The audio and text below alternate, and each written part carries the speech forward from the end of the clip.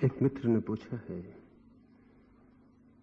क्या रुकने के लिए दौड़ना जरूरी नहीं है? जरूरी है, लेकिन आप दौड़ ही रहे हैं। आप काफी दौड़ लिए।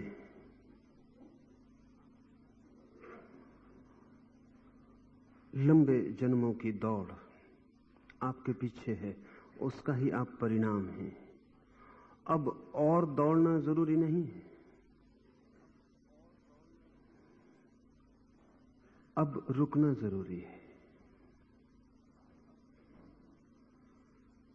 लेकिन हमारा मन खुद को धोखा देने के लिए बहुत तरकीबें निकाल देता है। एक धर्म गुरु ने छोटे बच्चों को बहुत समझाया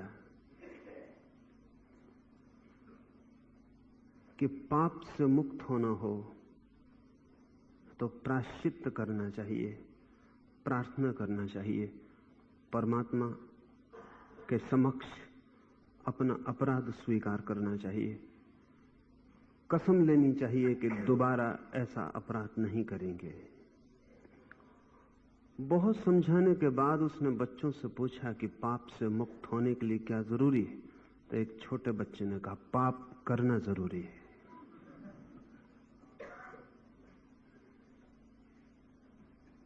निश्चित ही पाप से मुक्त होने के लिए पाप करना तो जरूरी है ही, लेकिन पाप करने से ही कोई मुक्त नहीं हो जाएगा। पाप करने के बाद कुछ और भी करना होगा। निश्चित ही रुकने के लिए दौड़ना जरूरी है, लेकिन दौड़ने से ही कोई नहीं रुक जाएगा। और दौड़ तो चल ही रही है। जिसे हम जीवन कहते हैं वो दौड़ है। इसलिए अपने मन को ऐसा मत समझाना कि मैं रुकने के लिए दौड़ रहा हूं।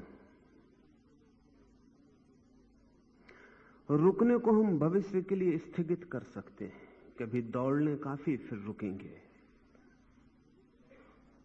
लेकिन दौड़ हम काफी लिए हैं, देर वैसे ही काफी हो चुकी है। यह हो सकता है हमारा मन अभी दौड़ने से न भरा हो।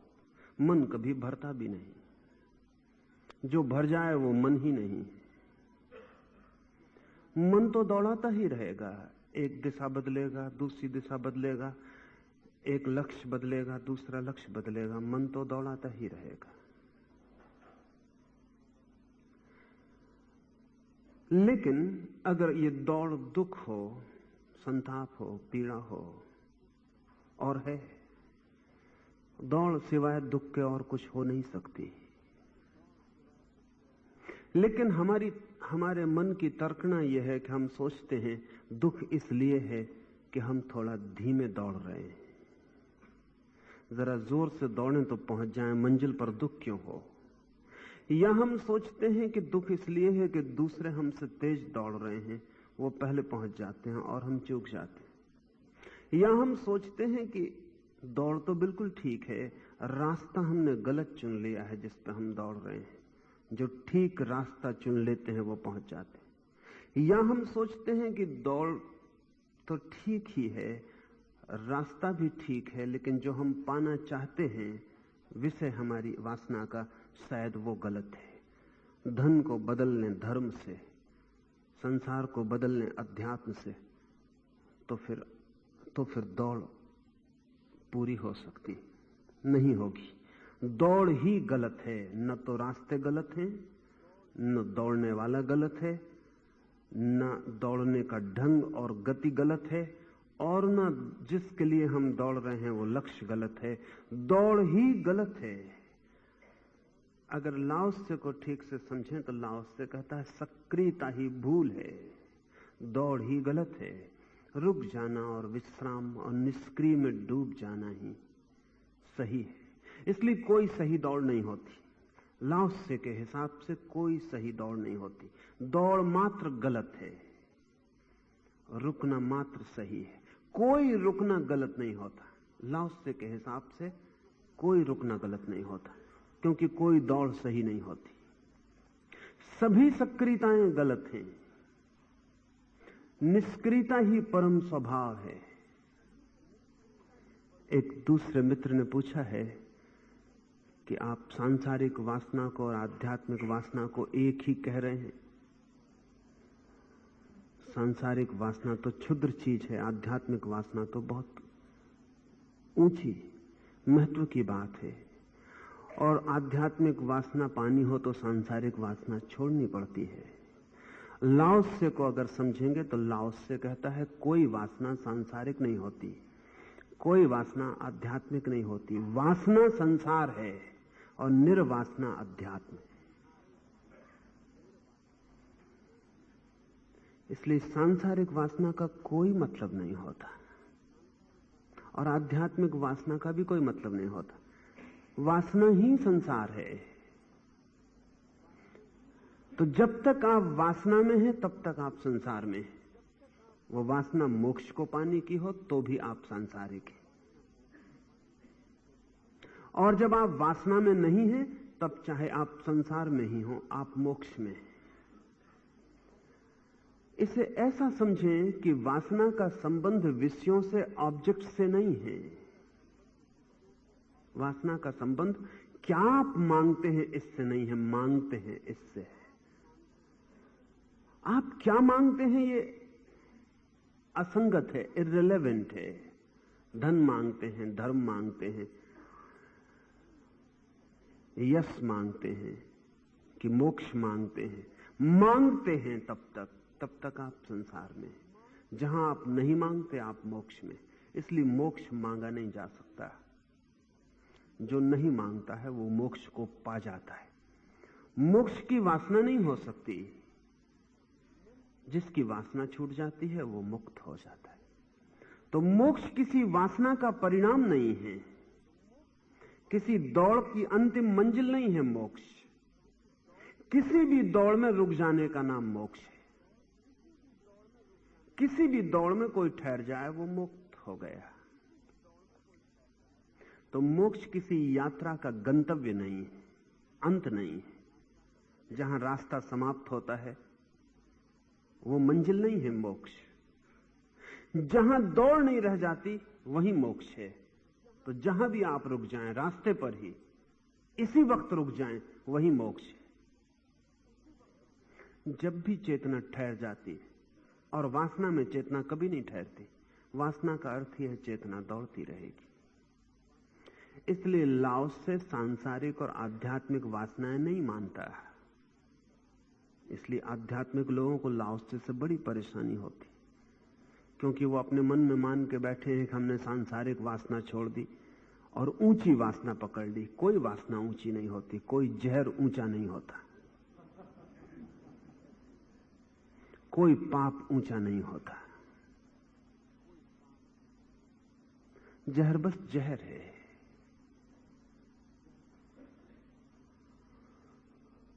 वासना वासना है। एक खतरा है, ऊंचा जहर तो नहीं होता, शुद्ध और अशुद्ध जहर हो सकता है। मिलावट हो तो अशुद्ध होता है, मिलावट ना हो तो शुद्ध होता है। संसार की वासना अशुद्ध जहर है, मोक्ष की वासना शुद्ध जहर। इससे उन मित्र को परेशानी हुई कि आप आध्यात्मिक वासना को सांसारिक वासना से बुरा कह रहे हैं। कारण है कहने का, क्योंकि संसार और वासना के साथ तो तालमेल है। संसार में वासना तो संगत है, मोक्ष के साथ वासना का कोई तालमेल ही नहीं है, बिल्कुल असंगत है। तो संसार और वासना में तो एक संगीत है, क्योंकि संसार हो ही नहीं सकता वासना के बिना। लेकिन मोक्ष और वासना में तो कोई लेन देन नहीं। इसलिए जो आदमी मोक्ष की वासना में पड़ा है वो बिल्कुल शुद्ध जहर में पड़ा हुआ है। वहां कुछ है ही नहीं। एक दफा संसार में दौड़ने वाला संसार को पा भी ले, मोक्ष के लिए दौड़ने वाला मोक्ष को कभी नहीं पा सकता। धन की तरफ दौड़ने वाला, धन की वासना करने वाला धन को पाले, इसमें कोई बड़ी आश्चर्य की बात नहीं। सभी पा लेते हैं। लेकिन मोक्ष की तरफ दौड़ने वाले ने कभी मोक्ष नहीं पाया है, वो असंभव है।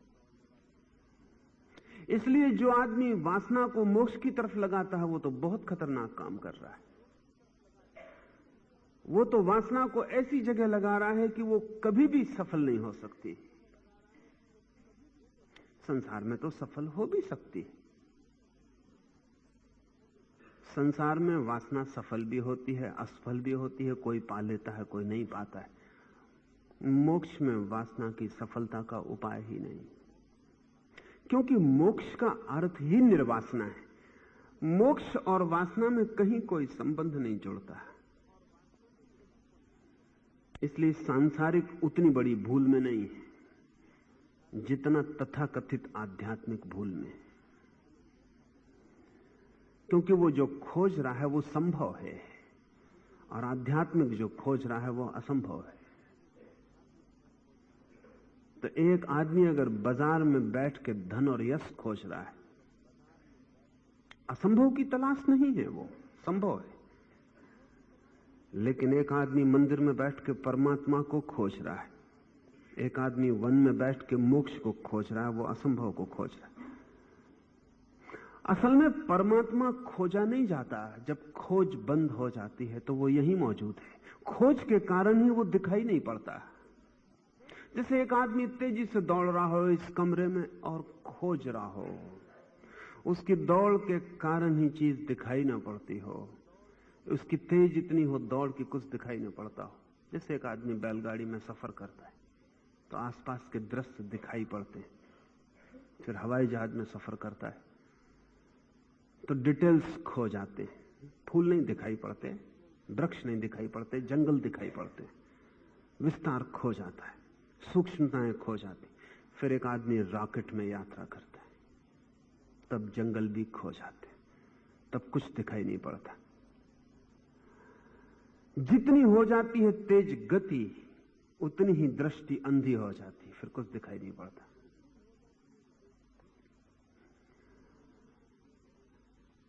जितनी हो जाती है तेज दौड़ वासना की उतनी ही आंखें अंधी हो जाती हैं। दौड़ का धुआं और दौड़ की धूल इतनी भर जाती है कुछ दिखाई नहीं पड़ता।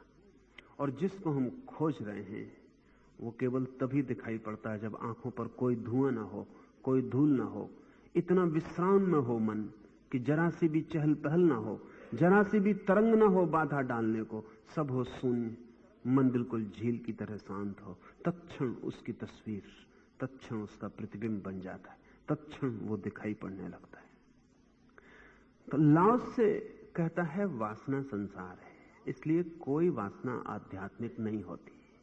और जो वासना को अध्यात्म का रंग देते हैं वे अपने को बड़े से बड़ा धोखा दे रहे हैं।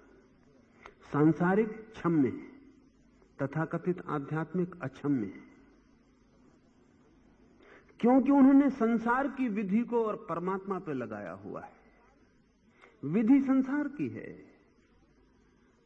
ढंग संसार का है और आकांक्षा परमात्मा की। वासना, लोभ सब सांसारिक है और इच्छा परमात्मा की है। हम संसार को परमात्मा की तरफ नहीं मोड़ सकते। हम सांसारिक वृत्तियों को अध्यात्म की तरफ नहीं मोड़ सकते। सांसारिक वृत्तियां विलीन हो जाएं तो जो शेष रह जाता है वही अध्यात्म है। एक मित्र ने पूछा है कि लाओस से ने जिस शुद्ध परम सत्य की चर्चा की है,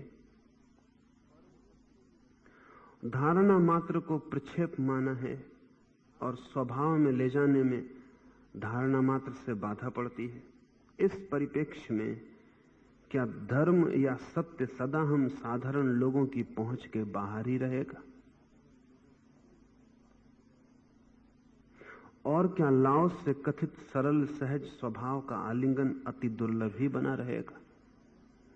साधारण मनुष्य की पकड़ के बिल्कुल बाहर नहीं है, जिसको असाधारण होने का भ्रम है उसकी पकड़ के बाहर है। साधारण आदमी बड़ी दुर्लभ बात है, उसे खोजना बहुत मुश्किल है। असाधारण तो सभी हैं,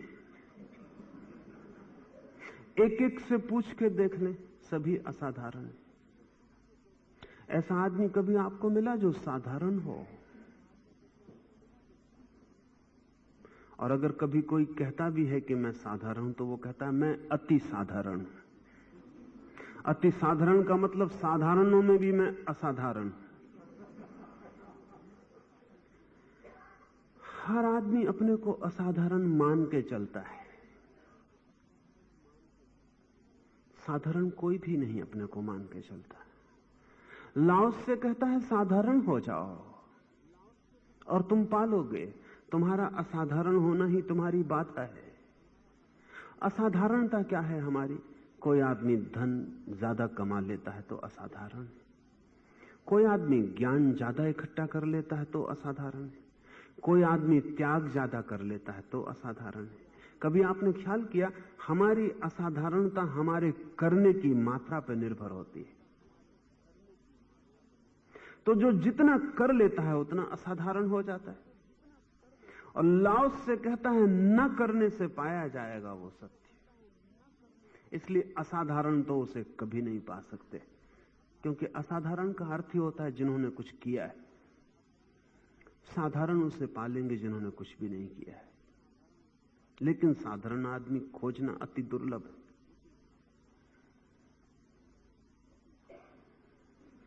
ये बड़े मजे की बात है। सबसे साधारण धारणा यही है कि प्रत्येक आदमी अपने को असाधारण मानता है। कहे न कहे, बताए न बताए, अपने भीतर हर आदमी मानता है वही केंद्र है सारे विश्व का। हर आदमी अपने को मानता है कि वो अपवाद है, नियम नहीं। हर आदमी अपने को गौरी शंकर का शिखर मानता है और इस शिखर को सिद्ध करने में सक्रिय रहता है। जो सिद्ध नहीं कर पाते उन्हें बड़ी पीड़ा होती, बड़ी ग्लानि, बड़ी दीनता होती है। एक मित्र ने पूछा है कि आत्महीनता, इंफीरियरिटी कॉम्प्लेक्स क्यों पैदा होता है? इसीलिए पैदा होता है, आप मानते तो हैं अपने को गौरी शंकर और सिद्ध नहीं कर पाते। आप मानते तो हैं कि जगत के केंद्र हैं, लेकिन सिद्ध नहीं कर पाते। फिर हीनता पैदा होती है। हीनता पैदा ही उन्हें होती है जिनके मन में श्रेष्ठ होने का भाव है। उल्टा लगेगा, लेकिन हमने जीवन को ऐसा ही उल्टा कर लिया है कि उसमें सीधी साफ बातें कहनी हो तो उल्टी मालूम होती हैं। जिस आदमी को भी श्रेष्ठ होने का भाव है उसे हीनता का बोध पैदा हो जाएगा। उसे लगेगा मैं कुछ भी नहीं हूं, क्योंकि मानता है वो अपना इतना अपने को, और उतना सिद्ध नहीं कर पाता है। फिर पीड़ा पकड़ती है मन को कि मैं कुछ भी ना कर पाया। एक मित्र ने पूछा है कि मुझ में आत्मविश्वास नहीं है, वो कैसे पैदा हो? पैदा करना ही मत। आत्मविश्वास पैदा करने का मतलब ही क्या होता है? मैं कुछ हूं, मैं कुछ करके दिखा दूंगा। आत्मविश्वास का मतलब यह होता है कि मैं साधारण नहीं हूं, असाधारण, और हूं ही नहीं, सिद्ध कर सकता हूं। सभी पागल आत्मविश्वासी होते हैं। पागलों के आत्मविश्वास को डिगाना बहुत मुश्किल है। अगर एक पागल अपने को नेपोलियन मानता है तो सारी दुनिया भी उसको हिला नहीं सकती कि तुम नेपोलियन नहीं हो। उसका भरोसा अपने पे पक्का है।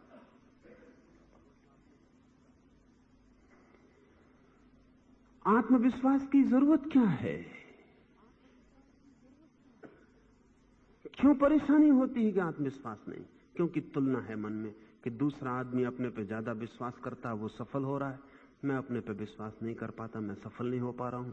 वो इतना कमा रहा है, मैं इतना कम कमा रहा हूं। वो सीढ़ियां चढ़ता जा रहा है, राजधानी निकट आती जा रही है, मैं बिल्कुल पीछे पड़ा हुआ हूं, पिछड़ गया हूं। आत्मविश्वास कैसे पैदा हो, कैसे अपने को बलवान बनाऊं। क्या मतलब हुआ?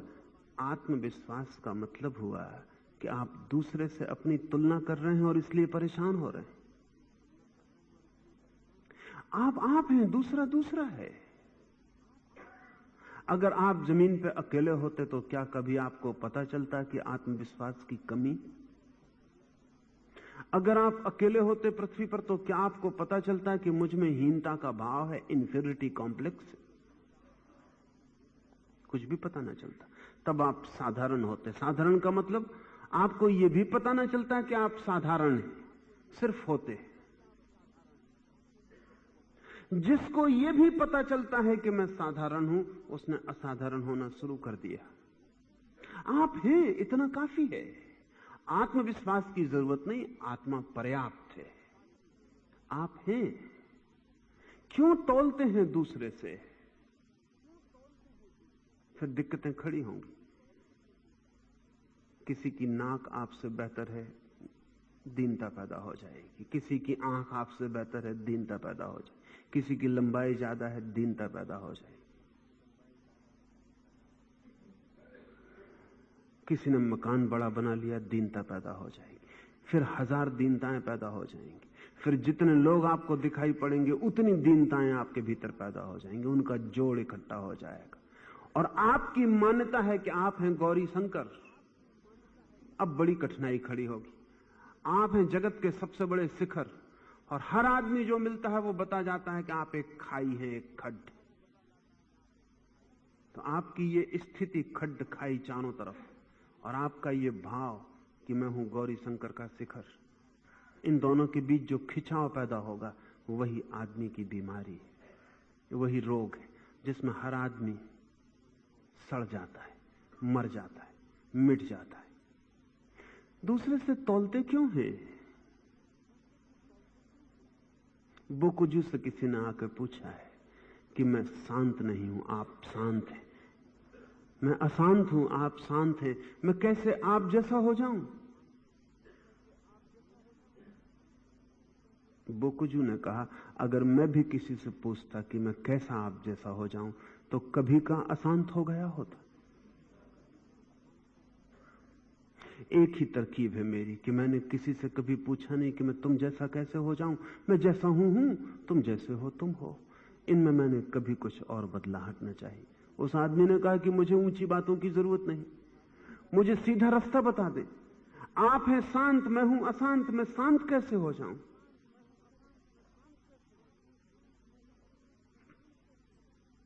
बोकुजू ने कहा, तू रुक, जरा लोग चले जाएं फिर तुझे बताऊं। फिर लोग आए गए, दिन बीत गया, सांझ होने लगी। उस आदमी ने कहा, अब तो बहुत देर भी हो गई, अब जल्दी मुझे बता दे। बोकुजू उसे लेकर बाहर आया और उसने कहा कि देख, मेरे मकान के पीछे एक छोटा वृक्ष और एक बड़ा वृक्ष।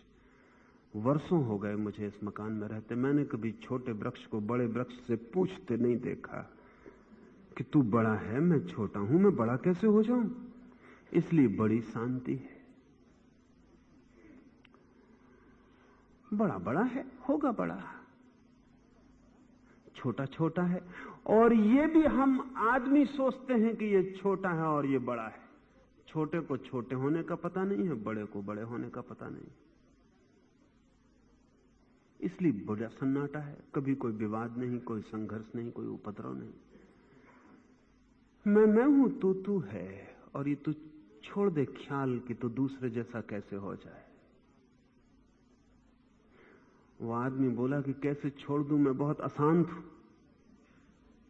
बोकुजू ने कहा कि तेरी अशांति का कारण मैं तुझे बता रहा हूं। दूसरे से जो अपने को तौलेगा वो अशांत रहेगा ही। लाओस से कहता है, अपने को स्वीकार कर लो। अस्वीकृति में ही सारा उपद्रव है, और हम में से कोई अपने को स्वीकार नहीं करता, कोई नहीं। और जो जितना अपने को अस्वीकार करता उतना बड़ा महात्मा मालूम होता है। हम में से कोई अपने को स्वीकार नहीं करता, हम सब अपने दुश्मन हैं। हमारा बस चले तो हम सब काट पीट के अलग कर दें अपने में से। हम सबको दूसरे स्वीकार हैं, स्वयं की कोई स्वीकृति नहीं है। और जिनको हम स्वीकार कर रहे हैं, जरा उनकी तरफ झांक के देखो, वो भी अपने को स्वीकार नहीं किए हुए हैं, वो दूसरों को स्वीकार कर रहे हैं। अगर एक एक आदमी का मन खोल के सामने रखा जा सके तो एक ही बीमारी मिलेगी कि कोई अपने को स्वीकार नहीं करता है, कोई। और जो अपने को स्वीकार करता है उसकी फिर कोई बीमारी नहीं है, क्योंकि जहां तुलना नहीं है वहां दीनता कैसी, हीनता कैसी, श्रेष्ठता कैसी, असाधारण कौन, साधारण कौन।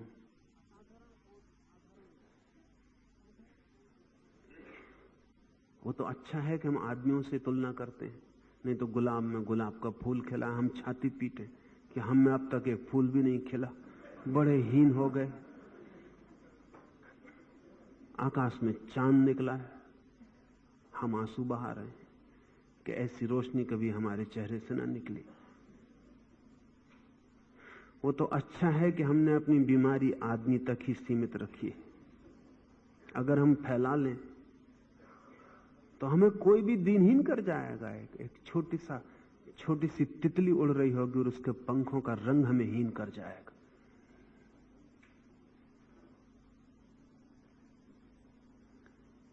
एक हरिण दौड़ रहा होगा और उसकी गति और उसकी चमक हमें दीन कर जाएगी। सड़क के किनारे एक छोटा सा पत्थर चमक रहा होगा वर्षा में और उसकी चमक हमें फीका कर जाएगी। तो अच्छा है कि हम आदमियों से ही तौलते हैं। तौलेंगे तो दीन हो जाएंगे। दोहरी बीमारी है, खुद को माने बैठे हैं शिखर और फिर तौलते हैं तो दीनता पैदा होती है। तो दो स्थितियां तनाव की बन जाती हैं, गड्ढ दिखाई पड़ता है वस्तुतः और कल्पना में दिखाई पड़ता है शिखर। दोनों के बीच कहीं कोई तालमेल नहीं बैठता, जीवन इसी में टूट जाता है। लाओस से कहेगा कि साधारण हो, इससे शुभ और कुछ भी नहीं। स्वीकार कर लो अपनी साधारणता। लेकिन हर कोई हमें समझा रहा है कुछ बन के दिखाओ, ये बन जाओ, वो बन जाओ, ऐसे बन जाओ, वैसे बन जाओ। बचपन से माँ बाप पीछे पड़े हैं, कुछ बन के दिखाओ। शिक्षक पीछे पड़े हैं, कुछ बन के दिखाओ। क्या साधारण ही रह जाओगे? संसार में आए हो, कुछ करके दिखाओ। बड़ी आश्चर्य की बात है, जिनने करके दिखाया है वो कब्रों में पड़े हैं वैसे ही।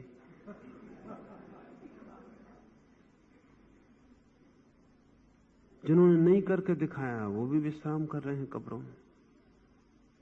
और कब्रें कोई फर्क नहीं करती कि तुमने कुछ करके दिखाया था कि कुछ करके नहीं दिखाया था। और करके जिनने दिखाया है, क्या है उसका परिणाम?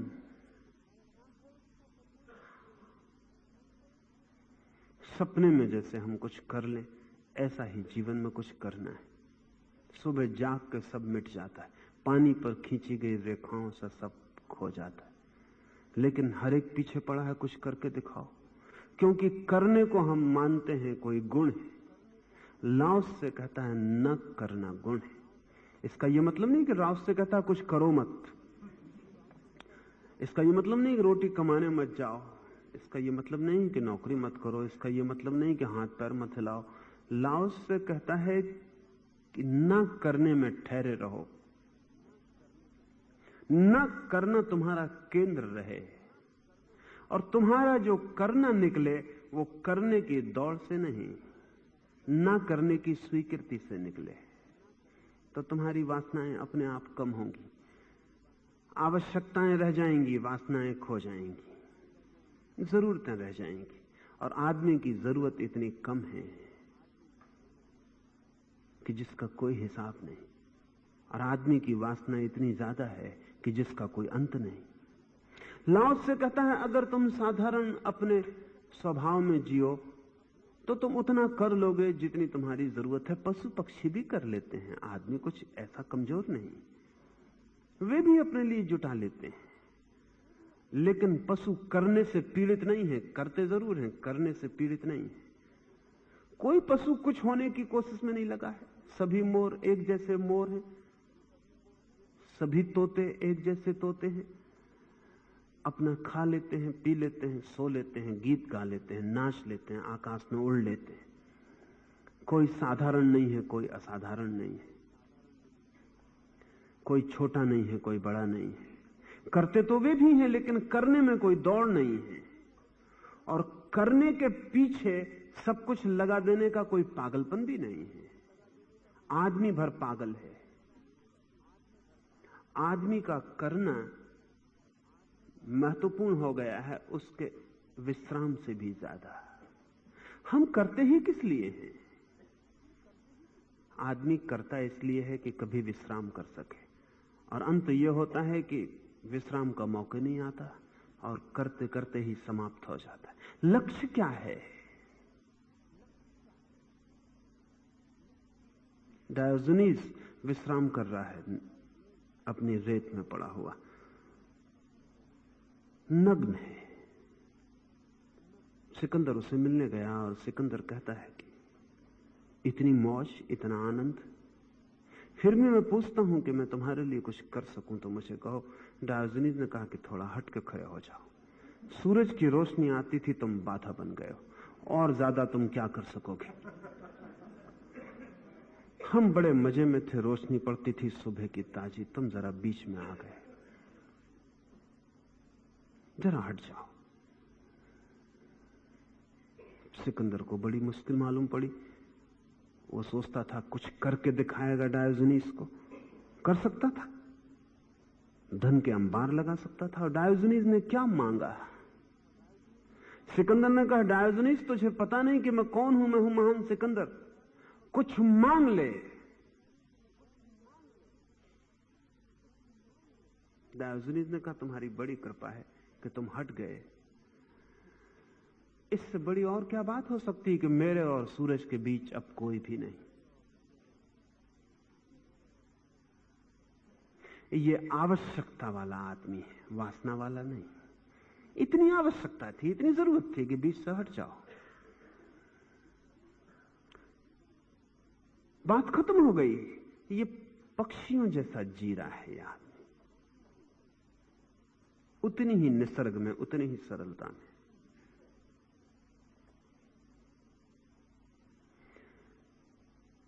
सिकंदर से डायोजनीस पूछता है, क्या इरादे?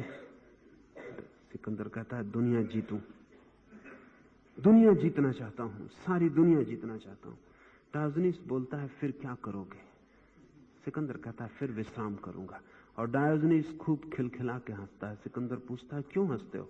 डायोजनीस ने कहा, हम अभी विश्राम कर रहे हैं। विश्राम करने के लिए दुनिया जीतना हमें कोई समझ नहीं आया। अगर विश्राम ही लक्ष्य है तो डायोजनीस अभी विश्राम कर रहा है, और दुनिया जीतने का इससे कोई संबंध नहीं।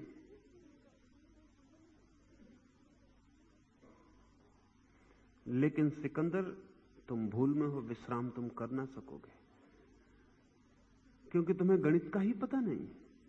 जिसे विश्राम करना है वो दुनिया जीतने क्यों जाएगा?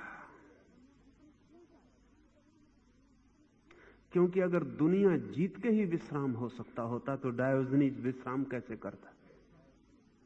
कोई संबंध नहीं है, कोई कार्य कारण का संबंध नहीं है।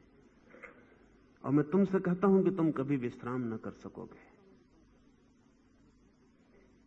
और तुम सिर्फ भ्रम में हो कि विश्राम करूंगा। तुम मर जाओगे ऐसे दौड़ते दौड़ते। और सिकंदर ऐसे ही दौड़ते दौड़ते मर गया। हम सब भी सोचते हैं कभी विश्राम करेंगे, सोचते हैं ये शर्तें पूरी हो जाएं तो फिर हम विश्राम करेंगे। ऐसा भी हो सकता है वो शर्तें पूरी हो जाएं, लेकिन तब तक काम करना आपके लिए ऐसी विक्षिप्तता हो चुकी होगी कि जिस दिन आपका बिस्तर बन के तैयार होगा उस दिन तक आपकी नींद खो गई होगी।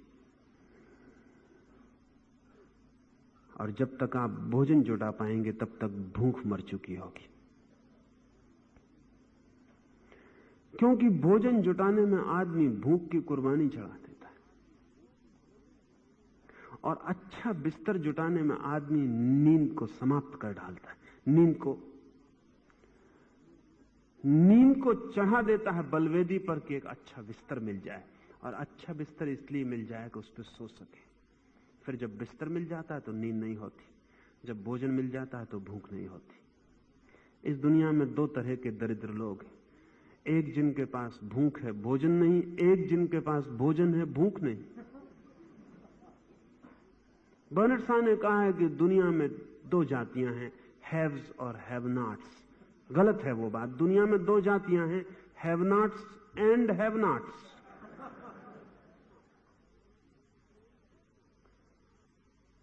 क्योंकि किसी के पास भोजन है तो भूख नहीं, किसी के पास भूख है तो भोजन नहीं। और ध्यान रहे, इन दोनों में दरिद्र वो ज्यादा है जिसके पास भोजन है और भूख नहीं। क्योंकि भोजन बाहरी चीज है, भूख भीतरी चीज है। और भोजन तो मांगा भी जा सकता है, चुराया भी जा सकता है। भूख मांगी भी नहीं जा सकती, चुराई भी नहीं जा सकती।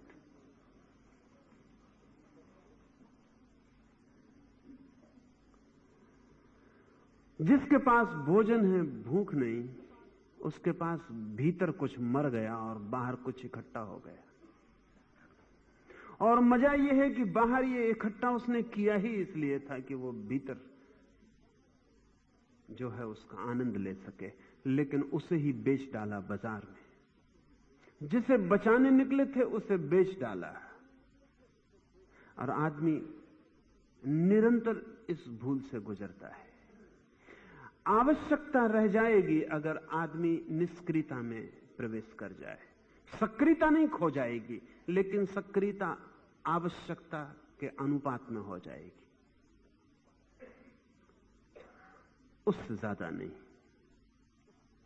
और ये जो निष्क्रिय को भीतर जान लेने वाला आदमी है, ये साधारण हो जाएगा। ये विक्षिप्तता की बातें छोड़ देगा कि मैं सिकंदर हो जाऊं, कि नेपोलियन हो जाऊं, कि हिटलर हो जाऊं, या बुद्ध हो जाऊं, महावीर हो जाऊं। ना, ये कुछ भी नहीं होना चाहेगा। ये जो है वो काफी है। मार्टिन लूथर ने मरते वक्त कहा है कि परमात्मा से मिलने जा रहा हूं। जिंदगी भर मैंने कोशिश की कि जीसस क्राइस्ट हो जाऊं, और अब मुझे ख्याल आता है कि परमात्मा मुझसे ये नहीं पूछेगा कि तुम जीसस क्राइस्ट क्यों नहीं हो सके, वो मुझसे पूछेगा तुम मार्टिन लूथर क्यों नहीं हो सके। तो जीसस क्राइस्ट से क्या लेना देना था? जीसस क्राइस्ट जाने उनका होना। मैं था लूथर, तो अब मुझे ख्याल आता है कि जिंदगी तो मैंने जीसस जैसा होने में लगाई। परमात्मा मुझसे पूछेगा कि तुम लूथर क्यों ना हो सके, जो तुम हो सकते थे वो तुम क्यों ना हो सके, और जो तुम थे ही नहीं उस होने में तुमने समय क्यों व्यतीत किया।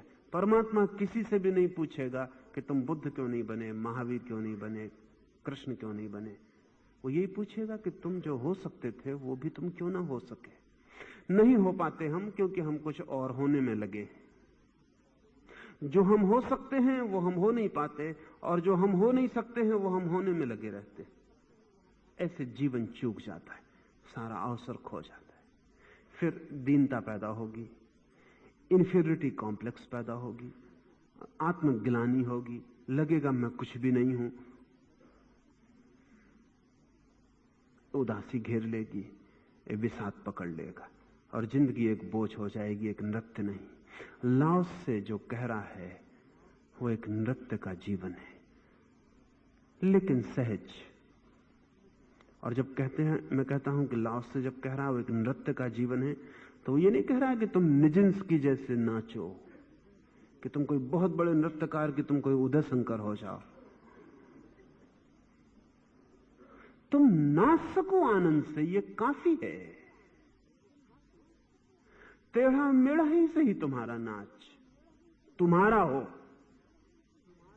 ऑथेंटिक हो, प्रमाणिक हो। जरूरत नहीं कि तुम्हारे पास कोई तानसेन के स्वर हो। तुम्हारा अपना स्वर हो, अपने ही हृदय से उठा, न हो राग उसमें, न हो काव्य उसमें, कुछ भी ना हो, बस एक अस्तित्व की मांग है कि वो तुम्हारा हो, प्रमाणिक रूप से तुम्हारा हो।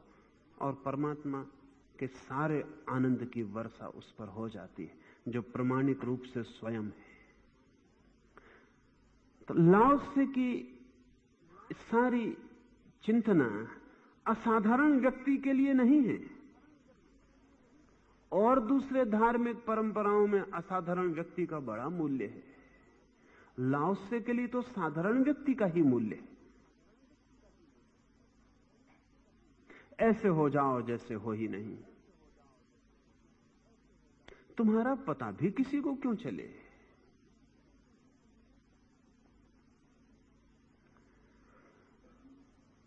तो ये प्रश्न सार्थक मालूम पड़ सकता है तथाकथित धार्मिक चिंतनाओं के संदर्भ में, जहां कहा जाता है ये हो जाओ, ये हो जाओ, ये हो जाओ। व्यर्थ है तुम्हारा जीवन, तुम्हारा जीवन सदा व्यर्थ है, किसी और का जीवन सार्थक है, तुम वैसे हो जाओ। लाओस से कहता है तुम सार्थकता हो, स्वयं तुम हो, ये काफी है कि परमात्मा ने तुम्हें अंगीकार किया। तुम हो, ये पर्याप्त है कि परमात्मा तुम्हारे पीछे खड़ा है, उतना ही जितना बुद्ध के, उतना ही जितना लाओस से के। तुम्हें उतनी ही सांस देता है, जरा सी भी कंजूसी नहीं है। तुम्हें उतने ही हृदय की धड़कनें देता है, जरा सा भी भेदभाव नहीं है। तुम पर से सूरज जब गुजरता है तो ऐसा नहीं कि अपनी किरणें सिकोड़ लेता है, और तुम्हारे पास से हवा जब गुजरती तो ऐसा नहीं कि संकोच कर लेती कि कहां छोटे से आदमी के पास से गुजरना पड़ रहा।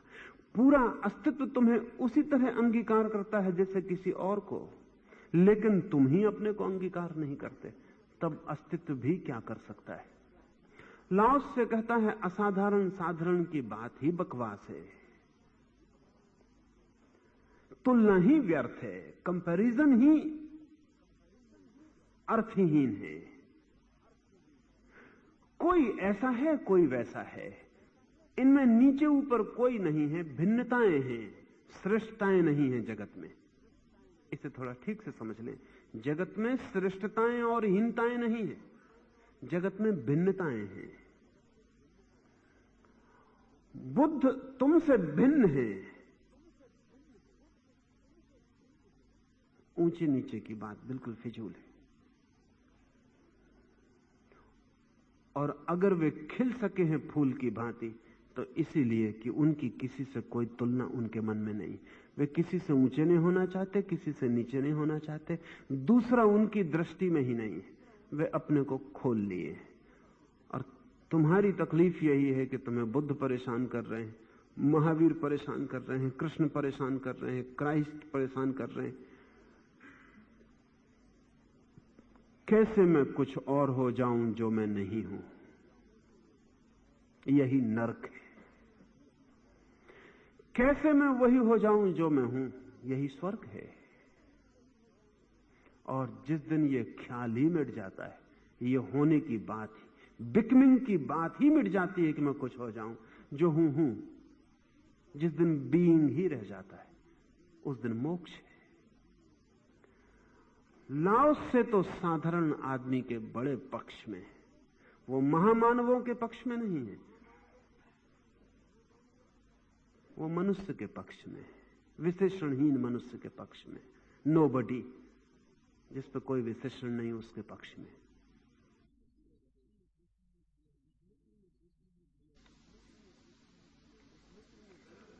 एक मित्र ने पूछा है कि हमारी सारी शिक्षा, सभ्यता और संस्कृति स्वभाव पर आवरण बन जाते हैं, तो क्या ऐसी शिक्षा नहीं हो सकती जो हमारे स्वभाव पर आवरण न बने, वरन उसके उद्घाटन में सहयोगी हो जाए। शिक्षा का अर्थ ही होता है जो बाहर से दी जाए, कोई और दे। संस्कार का अर्थ ही होता है बाहर से डाले जाएं, कोई डाले। तो गहरे अर्थ में सभी शिक्षाएं और सभी संस्कार स्वभाव पर आवरण बनेंगे। इतना ही हो सकता है कि कुछ आवरण बहुत जटिल हों, कुछ आवरण कम जटिल हों। इतना ही हो सकता है कि कुछ आवरण लोहे के बन जाएं और कुछ आवरण हवा के आवरण हों। आवरण तो होंगे ही। इस बात को ठीक से समझ लें शिक्षा संसार के लिए जरूरी है। अगर संसार में जीना है, संसार में चलना है, वासना में दौड़ना है, सक्रिय होना है, तो शिक्षा जरूरी है। शिक्षा सक्रियता का प्रबंध है। इसलिए जो जितना शिक्षित है उतना सक्रियता के जगत में सफल होता हुआ मालूम पड़ता है। जो जितना अशिक्षित है उतने सक्रियता के द्वार दरवाजे बंद हो जाते हैं। शिक्षा सक्रियता की टेक्नोलॉजी है।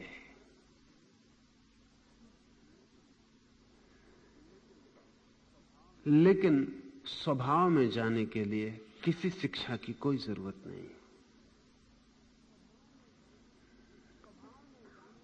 स्वभाव में जाने के लिए तो जो भी शिक्षा मिली हो उसको छोड़ने का साहस चाहिए। जो भी शिक्षा मिली हो उसे छोड़ने का साहस चाहिए। इसे हम ऐसा समझें, इस प्रश्न को हम ऐसा रखें तो ख्याल में आ जाए। लाओस से कहता है कि वस्त्र मनुष्य की नग्नता को छिपा लेते हैं। हम पूछ सकते हैं, माना कि वस्त्र नग्नता को छिपा लेते हैं, क्या ऐसे कोई वस्त्र नहीं हो सकते जो नग्नता को न छिपाएं? वस्त्र तो कैसे भी हों नग्नता को छिपाएंगे। छिपाने की मात्रा में फर्क हो सकता है। कांच के वस्त्र बनाए जा सकते हैं ट्रांसपेरेंट, वो बहुत कम छिपाएंगे, लेकिन फिर भी छिपाएंगे।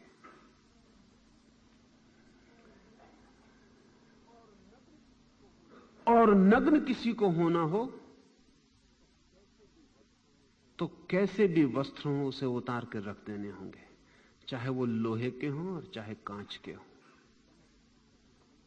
चाहे उनके पार दिखाई पड़ता हो और चाहे पार दिखाई ना पड़ता हो। वस्त्र तो हटा ही देने होंगे तो ही नग्नता प्रकट होगी। स्वभाव हमारी आंतरिक नग्नता है। संस्कृति, सभ्यता, शिक्षा हमारे वस्त्र हैं। उन वस्त्रों में हम दब जाते हैं। धीरे धीरे वस्त्र इतने उपयोगी सिद्ध होते हैं कि हम भूल ही जाते हैं कि वस्त्रों के अलावा भी हमारा कोई होना है। भीतर की बात तो हम छोड़ दें, बाहर भी ऐसा हो जाता है। अगर आप भी अपने आप को रास्ते में नग्न मिल जाएं तो पहचान न पाएंगे। या कि आप सोचते हैं पहचान लेंगे।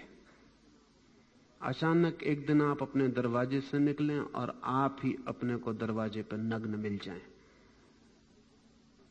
आप नहीं पहचान पाएंगे।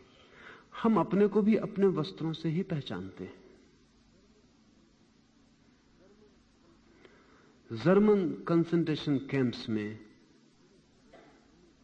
बड़ी हैरानी अनेक लोगों को अनुभव हुई है, क्योंकि जब नाजी लोगों को पकड़ते थे तो पहला काम यह करते कि उनके सारे वस्त्र, उनके सब सामान छीन लेते, फिर उनके सिर, दाढ़ी, मूछ सब घोंट देते। तो एक मनस्विद फ्रैंकल ने लिखा है, वो एक बड़ा डॉक्टर, बड़ा मनस्विद है, वो भी पकड़ा गया, यहूदी है। उसके साथ 500 लोग पकड़े गए। उसके ही गांव के लोग थे, सब परिचित थे। कोई वकील था, कोई जज था, कोई चिकित्सक था, कोई शिक्षक था, कोई था। उन 500 ही लोगों के सिर मूंद दिए गए, उनके सब वस्त्र, कपड़े सब निकाल लिए गए, चश्मा, घड़ी, सब सामान अलग कर लिया गया। फ्रैंकल ने लिखा है कि जब हम 500 ही नग्न खड़े हुए तो कोई किसी को पहचान ना पाए, समझ में ना आए कि कौन लोग खड़े। और फ्रैंकल ने लिखा है कि जब मैं खुद आईने के सामने खड़ा हुआ, सिर घुटा, नग्न, तो मुझे भरोसा ना आया कि ये मैं ही हूं।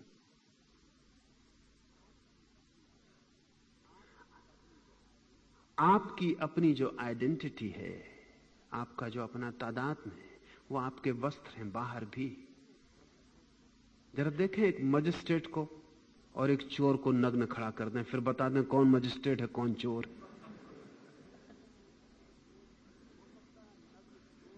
हो सकता है नग्न चोर ही शान से खड़ा हो और मजिस्ट्रेट चोर मालूम पड़े। सारी गरिमा खो जाए मजिस्ट्रेट की, क्योंकि वो गरिमा वस्त्रों की, इसलिए वस्त्रों पे हमारा इतना मूल्य है। एक सम्राट के वस्त्र छीन लें, सब छिन जाता है। बाहरी ऐसा होता तो ठीक था, भीतर भी ऐसा ही है। भीतर के वस्त्र महीन हैं, सूक्ष्म हैं, पता नहीं चलता। शिक्षा है, आपकी शिक्षा छीन ले तो आपके और आपके नौकर में कहीं कोई फर्क रह जाए। आप 10-5 साल विश्वविद्यालय में ज्यादा देर बैठे, वो जरा कम देर बैठा है, पर उसने कितना फर्क ला दिया है। आप सुसंस्कृत हैं, वो असभ्य है। आप जहां जाएंगे लोग नमस्कार करेंगे, वो जहां से भी गुजरेगा कोई उसे देखेगा भी नहीं। कभी आपने ये ख्याल किया कि आपके कमरे में एक मेहमान आए तो एक आदमी भीतर आता है, और जब आपका नौकर उस कमरे में आता है जाता है तो आपको पता भी नहीं चलता कि कोई आदमी भीतर आया और गया। नौकर कोई आदमी थोड़ी है।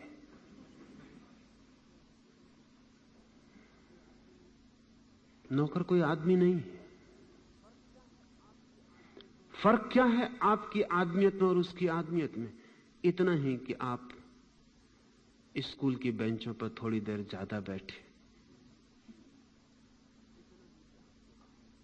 इतना ही कि आपके पास जो वस्त्र हैं अपने को छिपाने के, वो जरा कीमती है। आपकी नग्नता जरा कीमती वस्त्रों में छिपी है और उसकी नग्नता जरा दरिद्र वस्त्रों में छिपी है। लाओस से कहता है सभी शिक्षा वस्त्र निर्मित करती है, भीतर आत्मा पर, स्वभाव पर। सभी संस्कार जो मैं हूं उसको दबा देते हैं। वो कहता है इन सभी संस्कारों को छोड़कर स्वयं को जाना जाता है। निश्चित ही ऐसी संस्कृति हो सकती है जो इतने जोर से दबा दे कि छुटकारे का उपाय ना छोड़े। ऐसी भी संस्कृति हो सकती है जो साथ साथ छुटकारा भी सिखाए। आपको ऐसे कपड़े भी पहनाए जा सकते हैं जिनको निकालना मुश्किल हो जाए, और ऐसे कपड़े भी पहनाए जा सकते हैं कि आप क्षण में उनके बाहर निकल जाएं। जो संस्कृति ऐसी शिक्षा देती है और ऐसे संस्कार देती है जिनके बाहर निकलना जरा भी मुसीबत ना हो, वो संस्कृति धार्मिक है। और जो संस्कृति ऐसे वस्त्र देती है कि वो वस्त्र नहीं चमड़ी की तरह पकड़ जाते हैं, छोड़ते नहीं, फिर छूटना मुश्किल हो जाता है, उनके बाहर निकलने में बड़ी अड़चन हो जाती, वो संस्कृति अधार्मिक है। धार्मिक संस्कृति वो है जो स्वयं से छूटने का उपाय भी देती है। धार्मिक संस्कृति वो है जो आपको संस्कार भी देती है और संस्कार के बाहर जाने का मार्ग भी देती है। लेकिन संस्कार तो सभी बांधेंगे, साथ में बाहर निकलने का मार्ग भी हो सकता है, होना चाहिए। अगर हो तो संस्कृति धार्मिक हो जाती है।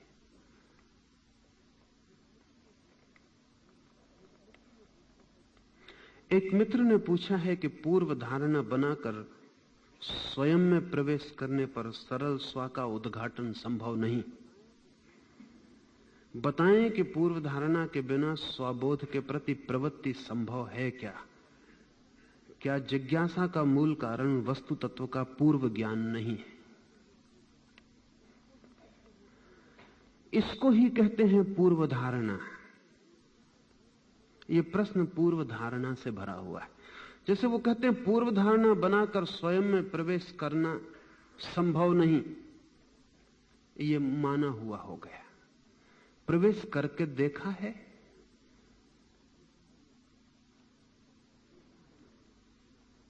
ये धारणा बना ली बिना प्रवेश किए कि संभव नहीं, अब संभव बहुत मुश्किल होगा। ये धारणा ही रुकावट डालेगी कि संभव नहीं। जो संभव नहीं है उसका प्रयास ही क्यों करिएगा? असंभव है, दरवाजा बंद कर लिया, अब कठिन हो जाएगा। धारणा मुक्त होने का अर्थ है कि बिना जाने मन को खुला रखें, बांधे मत। संभव है या असंभव है ऐसा निर्णय ना करें, प्रयोग करें, निर्णय ना करें। अनुभव करें, निर्णय ना करें। अनुभव से ही निर्णय को आने दें।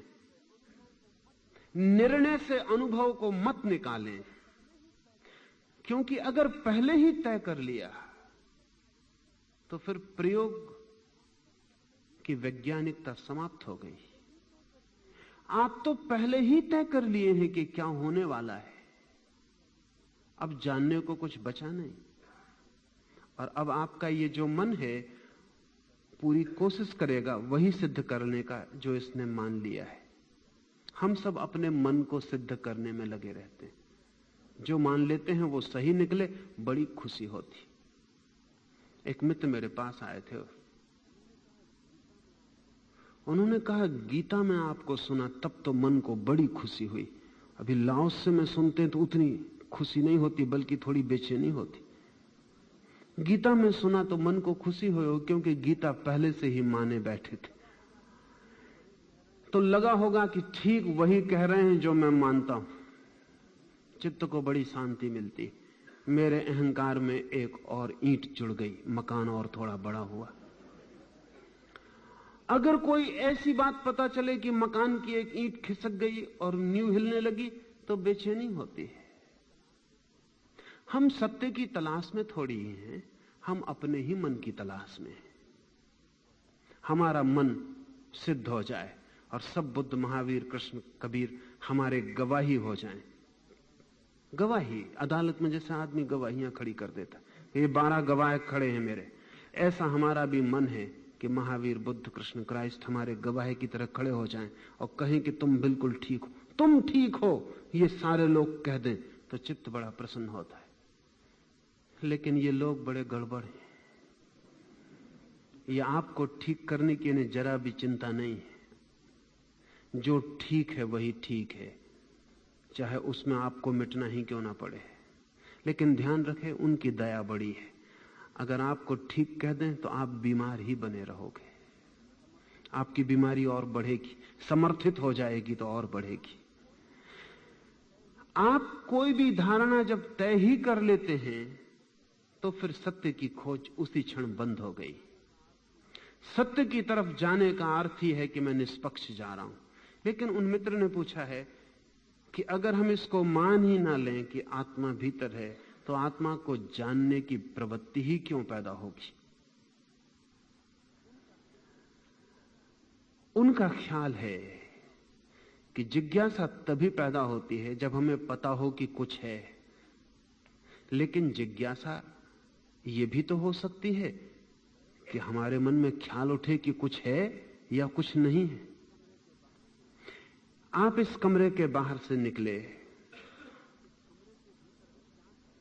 इस कमरे के भीतर क्या है इसके जानने की जिज्ञासा हो सकती, बिना ये जाने की क्या है। सच तो यह है कि अगर आपको पक्का ही पहले से भरोसा हो गया कि कमरे के भीतर क्या है तो जिज्ञासा की कोई जरूरत ना रह गई। जितना बड़ा भरोसा उतनी कम जिज्ञासा, और अगर श्रद्धा पूर्ण है बिना जाने तो जिज्ञासा की कोई आवश्यकता ही ना रही। क्या जरूरत है? अगर आपको पता ही है कि भीतर आत्मा है और महावीर, बुद्ध और सब खोज खोज के कह गया, हम और किस लिए मेहनत करें। और एक दफा पता चल गया, बात खत्म हो गई कि है भीतर, हम दूसरा काम करें, इसी में क्यों समय लगाएं। अगर आपको पक्का ही पता चल गया तो जिज्ञासा मर जाएगी। नहीं, आपको कुछ भी पता नहीं कि भीतर क्या है, एक घुप अंधकार है, और छोर पता नहीं चलते, कोई पहचान नहीं मालूम होती। क्या है भीतर? है भी कुछ या नहीं है? मृत्यु है या अमृत? वहां कोई है भी या सिर्फ एक शून्य है? तब जिज्ञासा पैदा होती। जिज्ञासा का अर्थ है जहां आप अवाक खड़े हैं और आपको कुछ भी पता नहीं। जहां धारणा है वहां आप अवाक नहीं हैं, आपको पता है ही। इसलिए धारणा वाले लोग जिज्ञासु नहीं होते। जिज्ञासा की तो परिपूर्णता तभी है जब धारणा की परम शून्यता हो। जिस मात्रा में धारणा, उस मात्रा में जिज्ञासा कम हो जाएगी। इसलिए बच्चे जिज्ञासु होते हैं, देखा है। बूढ़े जिज्ञासु नहीं होते। क्या कारण? बच्चे ऐसे प्रश्न पूछते हैं कि बड़े बड़े बूढ़े भी उनका जवाब नहीं दे पाते। बच्चे जिज्ञासु होते हैं क्योंकि धारणा उनकी कोई भी नहीं है। बूढ़े की जिज्ञासा समाप्त हो जाती, धारणाएं ही धारणाओं का ढेर लग गया होता है, जिज्ञासा बिल्कुल नहीं रह जाती। बूढ़े भी उसी जगत में खड़े होते हैं, बच्चे भी उसी जगत में खड़े हैं, लेकिन बूढ़ों को कोई जिज्ञासा पैदा नहीं होती। सुबह सूरज निकलता है, बूढ़ा भी देखता है, बच्चा भी देखता है। बच्चे को तत्काल जिज्ञासा पैदा होती, क्या है। पक्षी गीत गाता है, बच्चे को जिज्ञासा होती, क्या है। बूढ़े को कोई जिज्ञासा नहीं होती। अगर बच्चा पूछता भी तो वो कहता है चुप रहो, जब बड़े हो जाओगे जान लोगे। इसको खुद भी बड़े होके पता नहीं चला है, मगर एक बात उसको पता चल गई कि बड़े होते होते जिज्ञासा मर जाती, पूछेगा ही नहीं, जानने का कोई सवाल नहीं। ये बेटा भी कल बूढ़ा होकर अपने बेटे से कहेगा कि घबराओ मत, अभी तुम्हारी उम्र कम है, जब उम्र बड़ी हो जाएगी सब जान लोगे।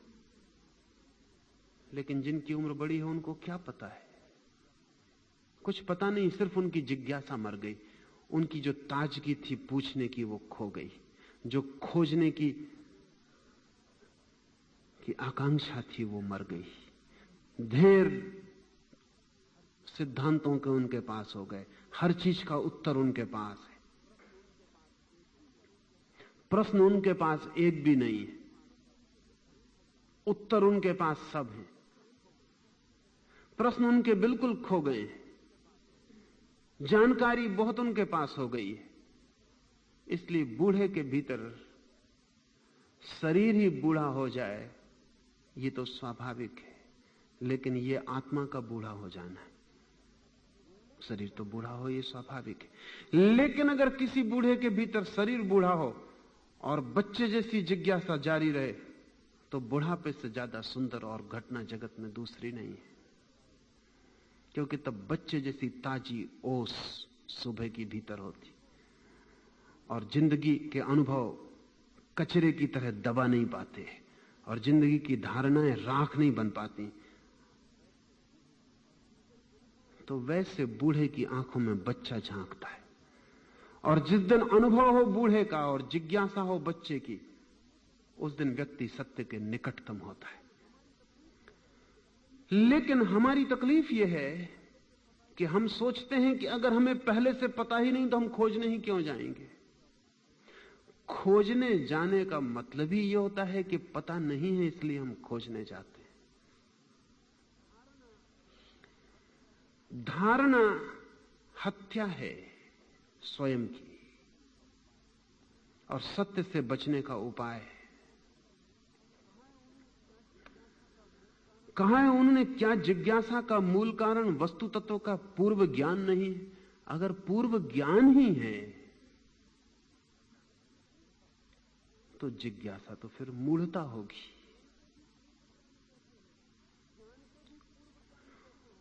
ज्ञान के भी पूर्व ज्ञान कैसे हो सकता है? ज्ञान होगा तभी, और जब ज्ञान होगा तो जिज्ञासा खो जाएगी। खतरा यही है कि बिना ज्ञान हुए भी जिज्ञासा खो सकती है। अगर हम दूसरों के ज्ञान को अपना ज्ञान मान लें, उसे हम पूर्व ज्ञान कहते हैं। महावीर कहते हैं कि आत्मा है अनंत वीर्य, अनंत आनंद, अनंत ज्ञान, ऐसी है ऐसी है ऐसी, ये उनका ज्ञान है। हमारे लिए ये पूर्व ज्ञान बन सकता है। ये पूर्व ज्ञान का मतलब क्या हुआ? इसका मतलब हुआ ये महावीर का ज्ञान है। हमें तो कुछ पता नहीं इस आत्मा का, लेकिन महावीर के शब्दों को हम स्वीकार कर लेते। महावीर के शब्दों को कितने लोग स्वीकार किए हुए हैं? उनमें से कौन महावीर की खोज पर जाता है? बुद्ध को कितने करोड़ों लोग मानते हैं, लेकिन कौन बुद्ध जैसा खोजता है? वो तो भला हो कि बुद्ध को कोई और बुद्ध नहीं मिला पूर्व ज्ञान देने वाला। खुद ही खोजा तो पाया। सत्य स्वयं की खोज से मिलता है, इतना सस्ता नहीं कि दूसरे से मिल जाए। हां, दूसरे से ज्ञान मिल सकता है। लाओ से उस ज्ञान को ही कहता है छोड़ो, ये बुद्धिमत्ता छोड़ो जो उधार है।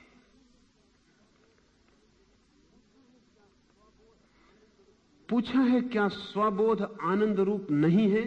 यदि है तो स्वबोध को आनंद रूप मानने में आपको संकोच क्यों है?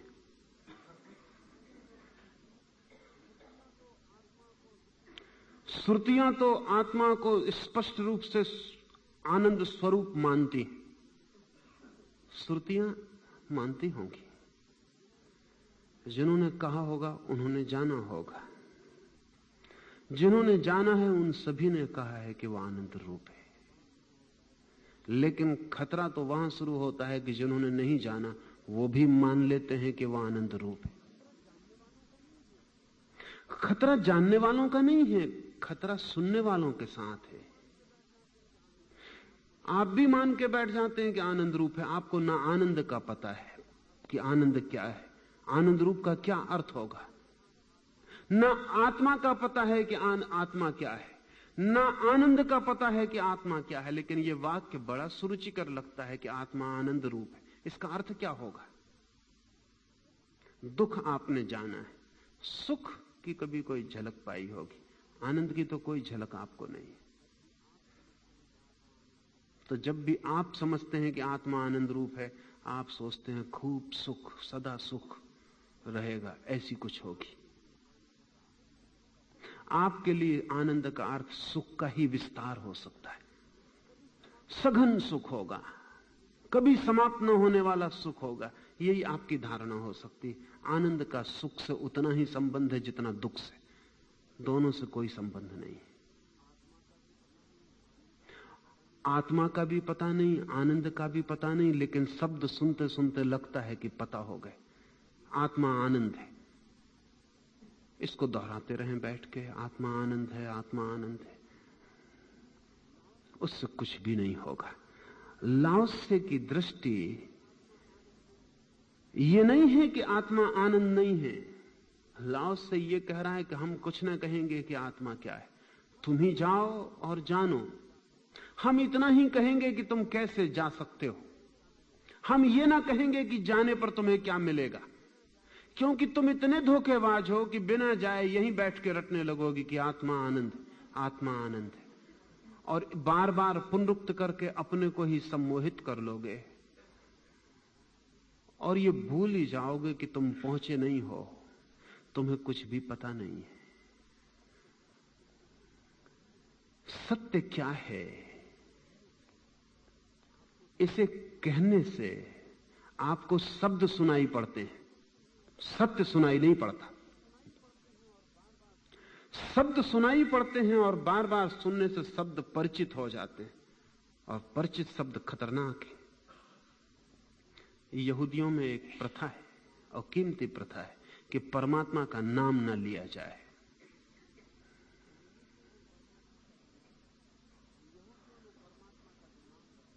तो यहूदियों ने परमात्मा का जो नाम रखा है वो है याहवे।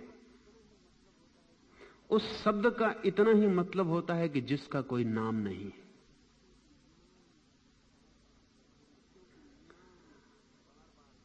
क्योंकि नाम बार बार दोहराने से कहीं ऐसा भ्रम न पैदा हो जाए कि तुम जानते हो। और याहवे जिस शब्द का अर्थ इतना ही होता है कि जिसका कोई नाम नहीं, इसका भी उपयोग नहीं करना है, नहीं तो यही नाम बन जाएगा। आदमी के लिए तकलीफें हैं, और उन तकलीफों को जो समझते हैं वो नहीं कहेंगे कि क्या है आत्मा, वो इतना ही कहेंगे कि कैसे तुम जा सकते हो, जाओ। अंधे से क्या फायदा है कहने का कि प्रकाश क्या है, इतना ही काफी है कि क्या है इलाज, क्या है औषधि की आंखें खुल जाएं। और खतरा है ये कि अंधे को आप बता दें कि प्रकाश ये है और अंधा भी सुन ले, क्योंकि अंधा बहरा तो नहीं है, सुनता है। बल्कि सच ये है कि आंख वालों से अंधे ज्यादा सुनते हैं। ख्याल किया आपने? अंधों के कान तेज हो जाते, आंख की ताकत भी कान को ही मिल जाती, तो अंधे सुनने में बड़े कुशल हो जाते। अंधों की स्मृति भी ज्यादा होती आंख वालों से, क्योंकि आंख से बनती हैं हमारी कोई 90% स्मृतियां, वो काम बंद हो जाता है। तो तो सारी स्मृति की शक्ति कान को मिल जाती, तो अंधे की स्मृति भी बड़ी तीव्र होती। तो अंधे को अगर कोई बता दे कि प्रकाश क्या है तो वो सुन भी लेगा, समझ भी लेगा, समझेगा कि समझ लिया, कंठस्थ कर लेगा, स्मृति मजबूत हो जाएगी। वो भूल ही जाएगा कि मैं अंधा हूं और प्रकाश से मेरा कोई संबंध नहीं और न मेरी प्रकाश से कोई पहचान है। आंख वाले कहते हैं कि प्रकाश ऐसा है। इन मित्रों ने लिखा है सुरतियां कहती हैं, आंख वाले कहते हैं कि प्रकाश ऐसा है। आंख वालों के कहने से क्या संबंध है? आंख चाहिए। और खतरा यही है कि अंधे भी कंठस्थ कर लेते हैं। इसलिए लाओस से नहीं चर्चा करता कि आत्मा क्या है क्या नहीं। वो इतना ही कहता है कैसे आंख की चिकित्सा हो सकती है, बस वो चिकित्सा हो जाए तो काफी है।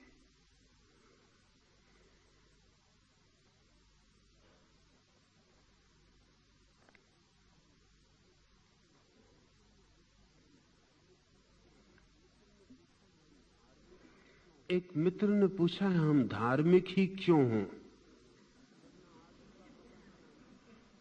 जब ना आदि का पता है ना अंत का, न ईश्वर आत्मा का कोई पता है।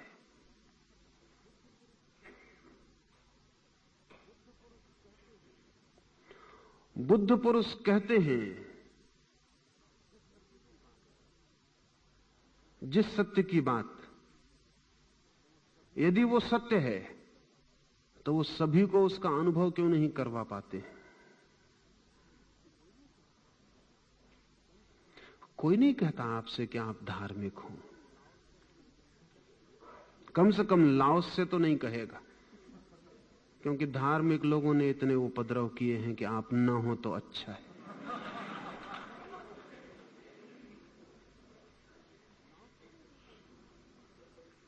लाओस से नहीं कहता कि धार्मिक हो।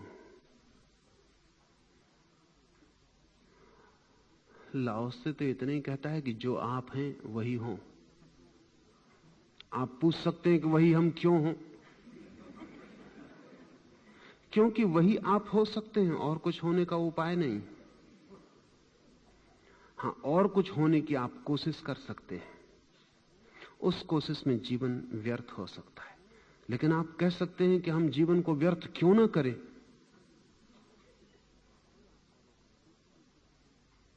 कोई आपको रोक नहीं सकता।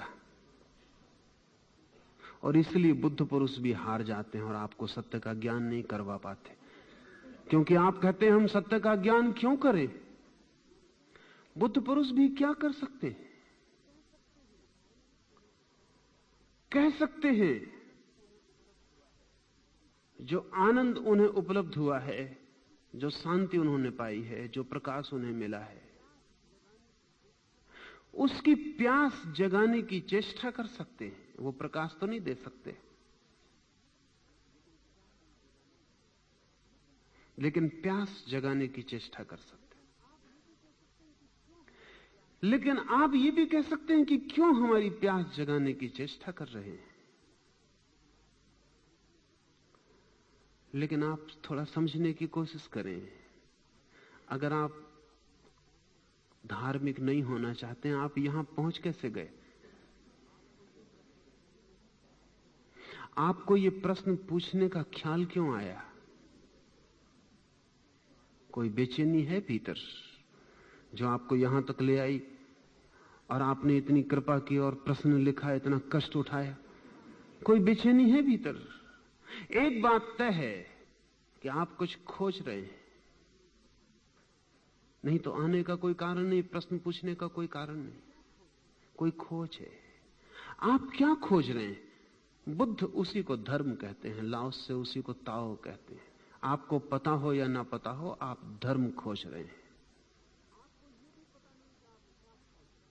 आपको यह भी पता नहीं कि आप क्या खोज रहे हैं।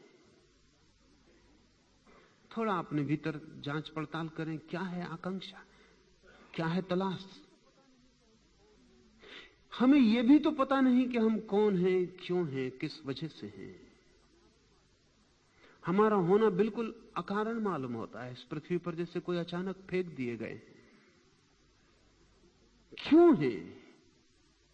बेचैनी है भीतर, और वो बेचैनी तब तक समाप्त ना होगी जब तक इस अस्तित्व के भीतर अपनी जड़ों का हमें अनुभव ना हो जाए।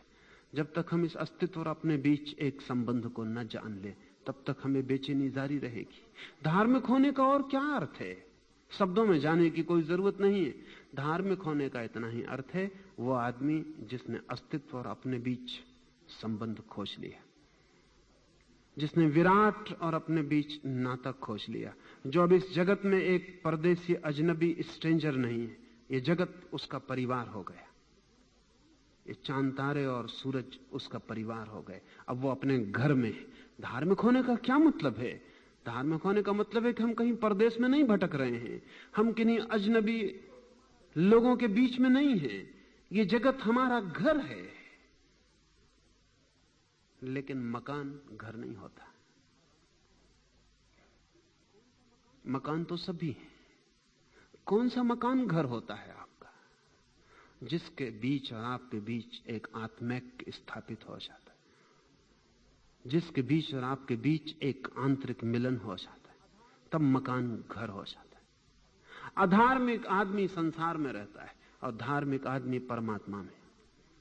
संसार और उसके बीच एक संबंध, गहन संबंध हो जाता है। उसके भीतर के हृदय की वीणा पर जगत की सब चीजें संगीत उठाने लगती हैं।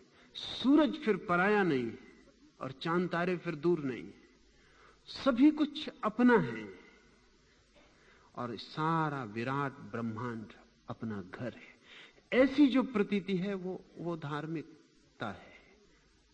अगर आप इस जगत में एक परिवार को खोज रहे हैं, एक प्रेम को, तो आप धर्म को खोज रहे हैं। अगर आप एक व्यक्ति के भी प्रेम में पड़ते हैं तो आपने जगत के एक हिस्से को धार्मिक बना लिया। फिर जितना जिसका बड़ा है परिवार, उतना है उसका गहन आनंद। कुछ लोग ऐसे हैं कि वे ही उनका अकेला परिवार है, कहीं उनका कोई नाता रिश्ता नहीं है। फिर अगर ऐसे लोगों को लगने लगता है कि हम आउटसाइडर हैं, कॉलिन विल्सन ने एक किताब लिखी, द आउटसाइडर। इस युग के लिए प्रतीक किताब है। इस युग में हर आदमी को लगता है कि मैं एक अजनबी हूं, क्यों हूं, किससे मेरा क्या संबंध है, कौन मेरा, मैं किसका, कहीं कोई दिखाई नहीं पड़ता जोड़।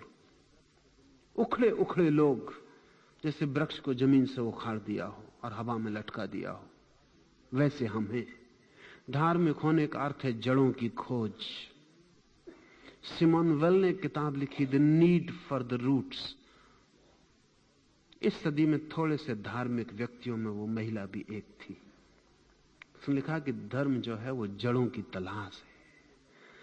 ये जो लटका हुआ आकाश में, अधर में लटका हुआ वृक्ष है, सूखता हुआ, कुम्हलाता हुआ, तड़फता हुआ, इसको वापस जगह देनी है जमीन में, इसको फिर इसकी जड़ें मिल जाएं, ये फिर हरा हो जाए, इसमें फिर फूल आने लगे। धार्मिक होने का अर्थ है अपनी ही खोज, अपने और जगत के बीच किसी संबंध की खोज,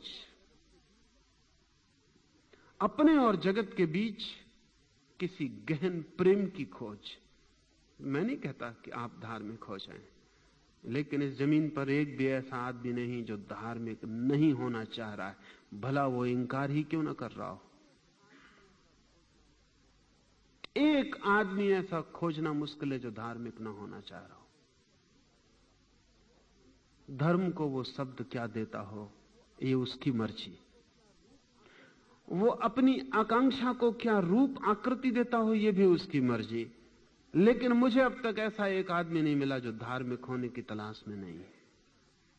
जिसको हम नास्तिक कहते हैं वो भी तलाश में है।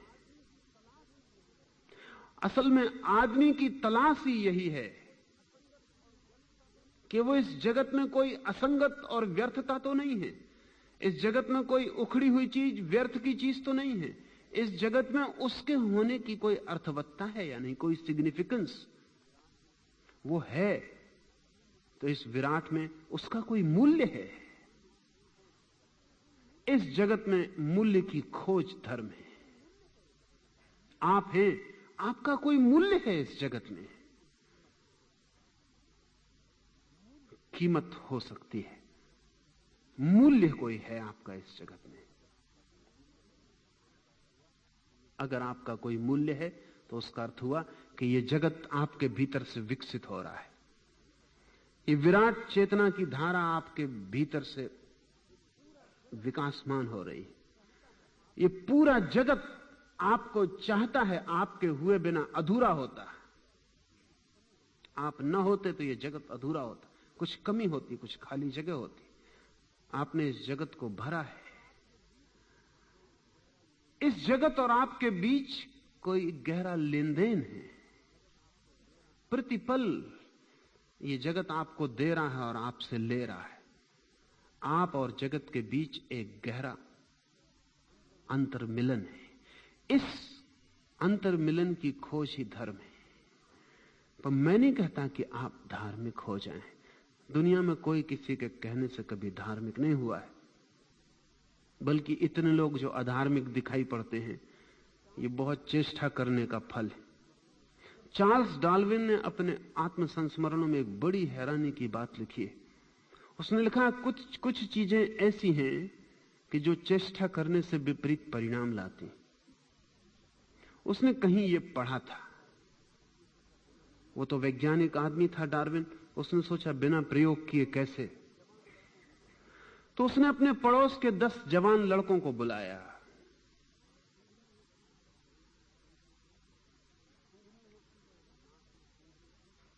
सूंघनी होती है नाक में सूंघने की, वो उन 10 के सामने रखी और उनसे कहा कि मैं तुमसे पूछता हूं, तुमने कभी ये नास, ये सूंघनी सूंघकर देखी है? उन सबने कहा हमें अनुभव है, बड़े जोर से छींकें आती हैं। तो डार्विन ने कहा कि मैं ये 10 नगद सोने के सिक्के रखे हैं, जिसको भी छींक आ जाएगी सूंघनी लेने पर, नगद 1 सोने का सिक्का उसे दूंगा। उन 10 ने सूंघनी ली, बड़ी कोशिश की छींक को लाने की, रुपया सामने रखा था, छींक है कि नहीं आती, आंख से आंसू बहते हैं, मुंह लाल हो जाता है, लेकिन छींक है कि नहीं आती। 10 में से एक भी सफल नहीं हुआ छींक लाने में। आप भी सफल ना होंगे, छींक लाने की कोशिश करें, छींक आती है, लाई नहीं जाती। धार्मिक होना होता है, कोई आपको धार्मिक बना नहीं सकता।